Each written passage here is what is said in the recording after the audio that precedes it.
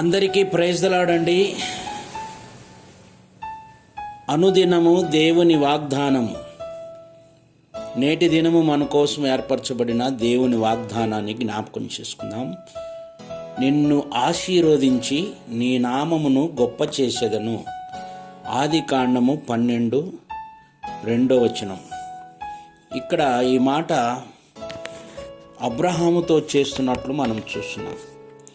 ఒక వ్యక్తిని దేవుడు పిలిచినప్పుడు దేవుడు ఆశీర్వదింపడానికి ఆయన పిలిచినట్లు మనం చూస్తున్నాం. ఒకప్పుడు శాపములో ఉన్న మనవలను, భయంకరమైన పరిస్థితిలో ఉన్న మనవలను ఆ ప్రదేశాన్ని విడిచిపెట్టి మరి దేవుని పిలుపునందుకొని ఆ పిలుపు ప్రకారం అబ్రహాము జీవిస్తూ దాన్ని పాటిస్తూ దాన్ని అనుభవిస్తూ దాని ప్రకారం జీవించాడు. కాబట్టి అబ్రహాము ఏ దేశాన్నైతే చూపించి ఉన్నాడో ఆ దేశానికి వెళ్ళి అక్కడ అబ్రహామును నేను నీ నామమును నేను గొప్ప చేసేదని అన్నాడు.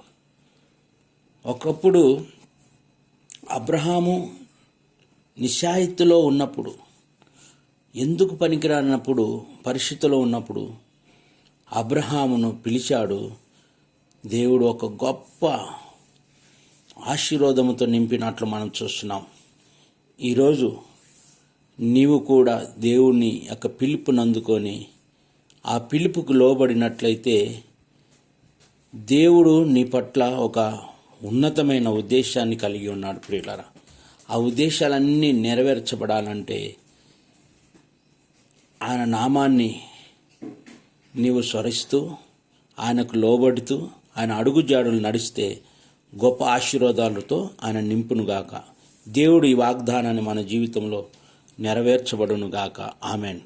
ఈ వాగ్దానం గురించి నేను ప్రార్థన చేస్తాను. ప్రియులారా, ప్రేమ కలిగిన మా ప్రియ పరలోకపు తండ్రి, నీ పరిశుద్ధ నామమును బట్టి స్తుతిస్తున్నాము.